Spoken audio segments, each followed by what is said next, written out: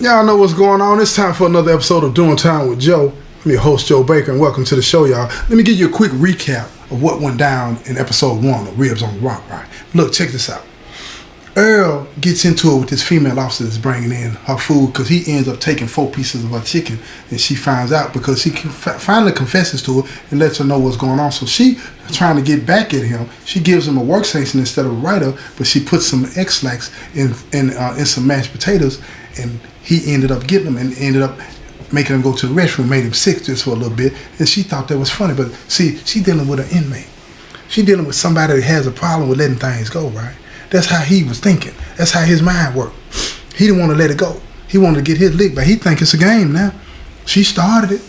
When in fact he really started, but she started with the lick back because, you know, after the write-up or work sanction, it was supposed to be over with. But she didn't want to hear that.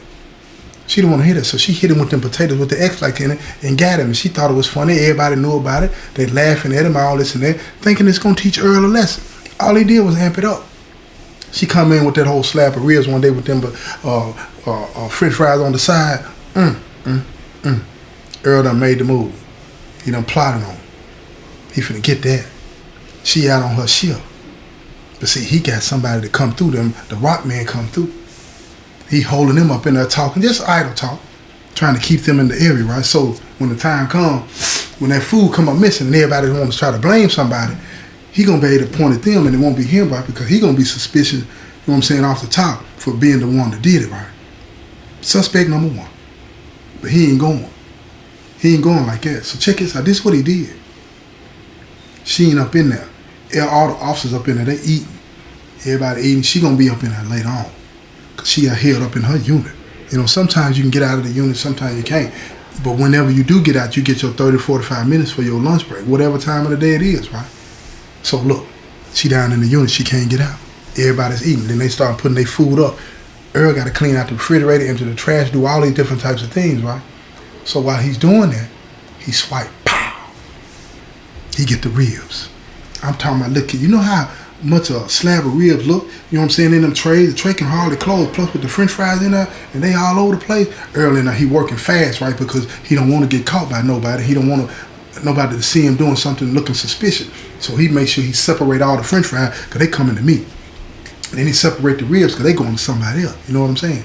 Then he make his move. He get back down to the unit. He said, "Hey, Joe G." I said, "What's going on, Earl?" He said, "I got you, baby." He run over there to me. He give me. I pay him. Then he run down to the next cell, about 3, 4 cells down, and he get brought in rib, brought pay him. He get on about the bill. He said, "Look here, Mike. It's on you now." You know what I'm saying? And what that means is, don't get caught. And if you do, keep your mouth shut. You know what I'm saying? That's how the game go. Keep your mouth shut. So check this out. Earl get back up to his work area. He working up at spit shine and boots and all this and that because, you know, even when ain't nobody sitting in the chair, he'll have boots all lined up. You know what I'm saying? The officers bring in extra pairs of boots and he gonna shine them. He's sitting up there doing that all day, all night. Just shining boots. He loved it. You know what I'm saying? Spit shine. I don't know where he come from, but he was good. He must have been from somewhere, Mississippi or something. You know what I'm saying? Because he talked like he's from the MI, crooked letter, I, crooked letter, I, humpback, I. You know, he talked like he down from that way. You know what I'm talking about? So I think somebody said he was from Biloxi, Mississippi. You know? But anyway, he didn't see no problem with what he was doing. This is how the penitentiary go. Earl had his own hustle. He did things his own way. You feel me? Once she shot back at him, Earl thinking, I'm finna shoot back at her. I'm in the unit. I'm waiting till later on in the afternoon. I done took the fries, I done wrapped them up in that saran wrap. I had me some saran wrap on standby. I got them wrapped up real good and tight in that saran wrap, and I got them hid in the bottom of my cooler, ice all over the top. In case the officer open it up, they gonna see the ice, you know what I'm saying, and they ain't gonna mess with it. Keep it moving. So I'm good. So later on, we in the unit, a couple of female officers come in. Wait a minute, one of them is her. She come in the unit, and then I get to thinking, okay, what's really going on? Because you don't usually see other officers come in another officer's party unless they've been sent in there to do something, right? And at the same time, we don't know who it was that Earl done got these ribs from. We don't have a clue that it's her. Don't nobody know nothing about that. But she come in, and they said, well, we've been sitting here by the cabinet, shake down a couple of cells. See, that's why she was held up and not able to get you know what I'm saying, out there to her lunch break, because they've been sending her from unit to unit, shaking a couple of cells down here and there, you know, just making sure she's being trained well, and plus shaking people up, you know, because they like to do that every now and then. Instead of your pod officer shake you down, they'll send somebody else in there to shake you down, because they don't want the pod officer to get too comfortable and not do what he's supposed to do. So they'll let somebody else come in there and do it for him every now and then. That's how they keep it moving, right? So they up in the cell and they shaking down, you know what I'm saying? They didn't pick my cell, thank goodness. They picked somebody else's cell, they shaking down. They getting everything going on. About 5 or 10 minutes, they come up out of there. Then they go to bruh's cell, right? Bruh got them ribs up in there. And let me tell you something. He had just come from the microwave. Heating them up. But then when they come into the cell, you can smell it. You know how them ribs smell? And then see, by this being exclusive, and it ain't something like we get every day, it got the unit smelling a certain way. Like when them old Johns band back in the day, when, you know, you out on the street and whatnot, and you know, you got one of them chicken shacks or something on the corner, and they cooking them ribs and that chicken, it got that smell in the air. Everybody know what I'm talking about out there. Y'all know what I'm talking about. It ain't no secret. So they go on up in the cell, and the officer said, "Oh, it smells so good up in here. What y'all doing?" He looked at it, he said, "Nah, shoot, I'm just fixing me something to eat." She said, "What you fixing smelling that good?" It ain't hit her, you know? It ain't dawned on her. He said, "Oh, you know, I got me some of that exclusive." Now, she new to the penitentiary. She said, "What is exclusive?" He said, "Oh, I can't tell you everything. So the officer that was training her, he told her, he said, "Exclusive is a meal that they have, they done made out of the kitchen, out of some things that they normally can't get, or they done come up on some free world food or something like that. That's all that mean. It ain't no big deal. But if we find some free world food in here, we got to take it from them." She said, "Oh, that's messed up." So they shaking him down, looking everywhere. Now, there ain't no thorough search, you know what I'm saying? Just a touch and go. See, when the female walked into the pod with the other officers and stuff like that, every time a female, somebody, or anybody, matter of fact, female and officer, walk in the pod, what do they say, y'all? Let me tell you what they say. They say, "Find the hole." 5-0. Something like that to indicate and give you heads up that the police is in here. And they're not talking about your pod officer, right? Because everybody familiar with the pod officer. So bruh had already hid the ribs. Hid them real fast. You understand what I'm saying? Hid them real fast in the cell. So they shake down. Like I said, a little touch ago, they don't find them. But you can smell it. It's got the whole unit fired up. Then they leave up out of that. They go to the next unit and the next unit, and then they finally make their way back up to where Earl works at, up into the area where the officers eat. Look here, she go to the refrigerator. She go to the refrigerator to try to get her food. She open the refrigerator up. She get hit in the face with frostbite. Ain't nothing in there but some cold air. Earl done cleaned that thing out. Ain't nothing in there. She said, first thing she said out of her mouth, "Earl, where my food at? And quit playing with me today. I'm hungry." He said, "I don't even know what you talking about. I ain't been in that refrigerator touch nothing." She said, "Quit playing with me, man. I'm not playing with you about my food." She said, "I'm not going to go for that this time. You going to the hole this time." He said, "Man, I ain't got your food." Oh, look here. She marched straight up out of 5-hour hot. Go get straight to the captain. The captain come up in there.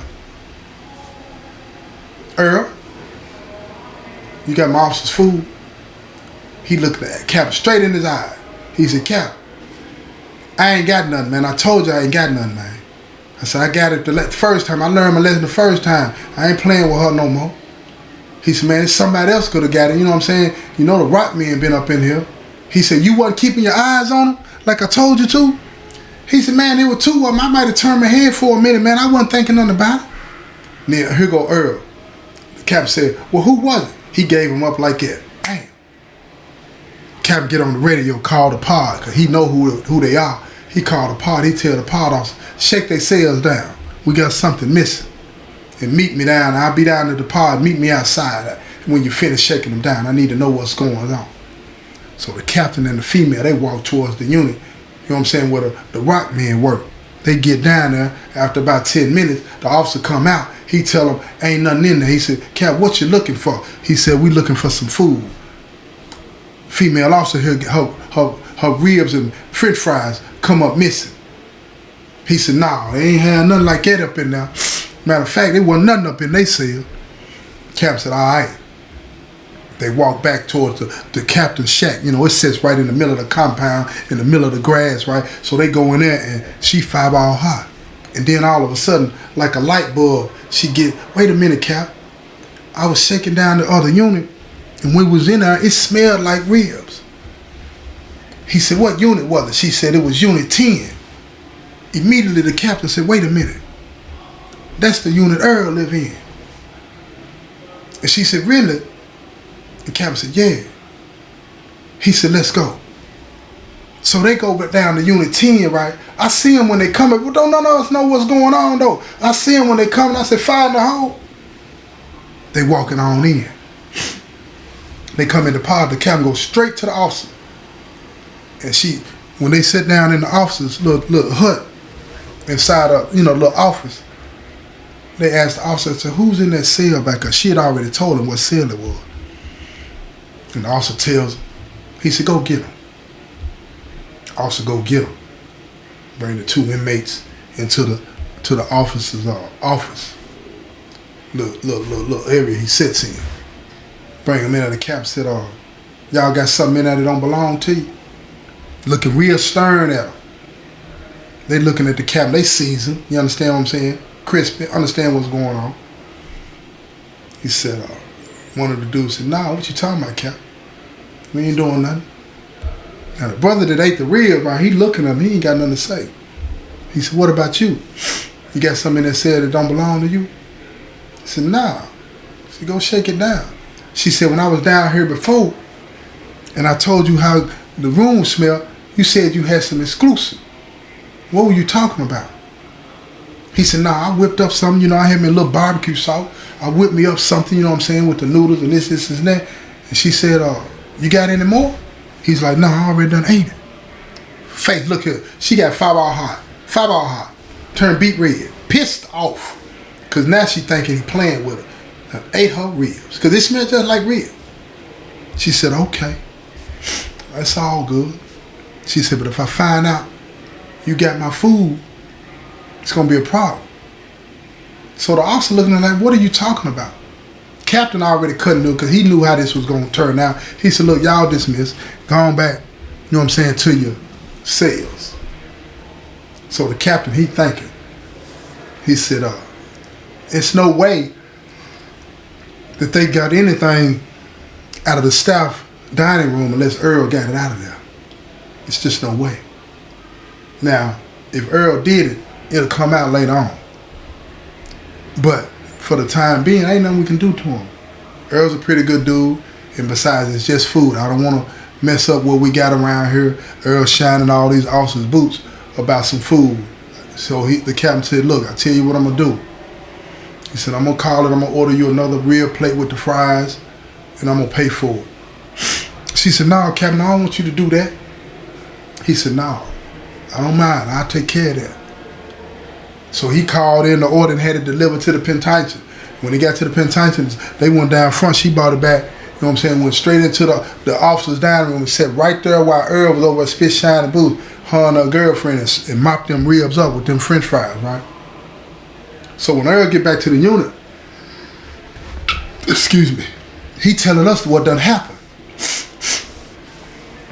And I'm sitting there, you know what I'm saying, in the cell, right? I'm hearing him, and I come out, I said, what you talking about out here, Earl? I said, man, look here, man, she up there tripping about them ribs, man, you know? She gave me them ribs, you know what I'm saying? Now she want to act like she didn't give me them ribs, trying to play all hard to get. So let me tell y'all something. See, inmates, they'll turn the story upside down and try to make it seem as though, you know, they're the victim or somebody done mistreated them, right?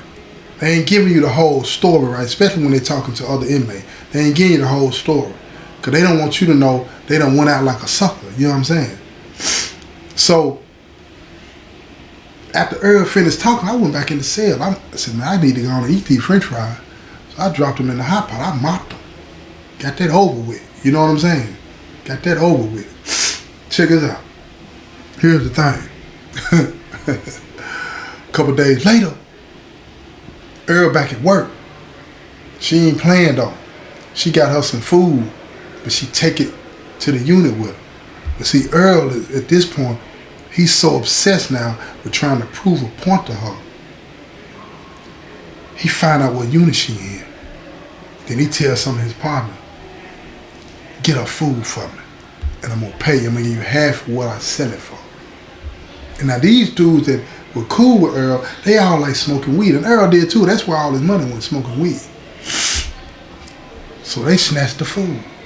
Now she about to have a fit. She can't put her food nowhere because she took it to the unit with her and somebody stole it down there.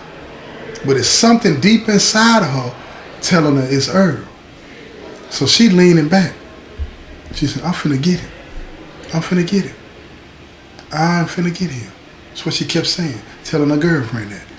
So her girlfriend, she come in, she got two of them big homemade hamburgers. They got the pickle on it, the onion, the cheese, the lettuce. And you could see it from the, I'm talking about big, the kind you need 2 hands for real. Grown man sandwich, you understand what I'm saying? So look, check this out. She put them in the refrigerator. And she tell Earl, don't touch nothing in this refrigerator today. Now that ain't how Earl get down, because when it's time for him to go, he'll clean out the refrigerator, whatever the case may be, or get whatever the officer's gonna give him and let him take it back to the unit, whatever it is, right? He don't do that. He gonna do it. So he tell her, he said, look, I ain't gonna touch that, but I gotta get what I gotta get out of. She said, no, you don't get to take nothing back. She said, if I catch you taking something back, I'm gonna write you up. And he feeling himself, he said, hold up, that was given to me. And she said, by who? And Earl caught that. He knew better than to say which officer had given him some food, because she could have used that against him. But they playing dirty pool now. They playing dirty pool. So now Earl looking at it like they cutting into his hustle. They cutting into his hustle. It can't be like that.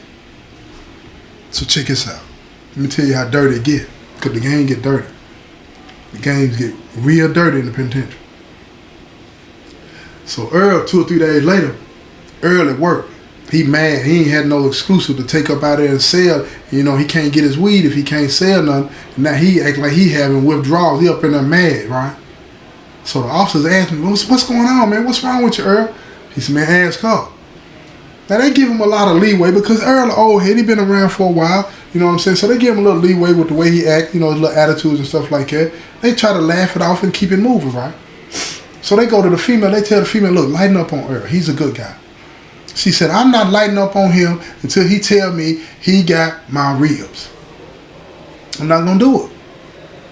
So the officer go tell Earl, said, Earl, you ain't gonna have no more exclusive around here until you admit that you stole that woman's ribs. You're gonna have to admit it, and whatever she wanna do with you, you're gonna have to take that, or you're gonna end up losing out all the way around. You ain't gonna get no more food. We can't give you nothing, because if she would turn us into the captain, even though the captain know what's going on, we can't take that chance.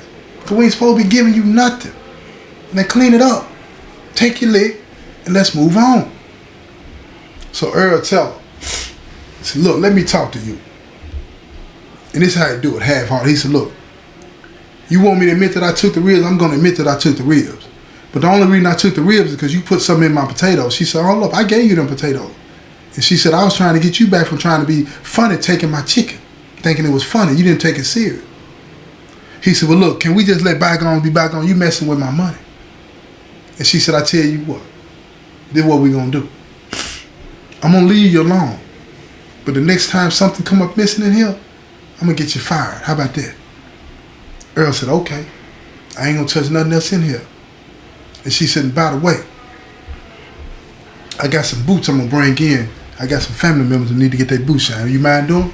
He said, no, I got you. I'll take care of that. I'll take care of that. So she bought in these boots for Earl to spit shine. And if you want to know how this thing turn out, you're going to have to tune in later. There's another episode coming up. It's been another episode of Doing Time with Joe. I'm your host, Joe Baker, and I say peace, y'all.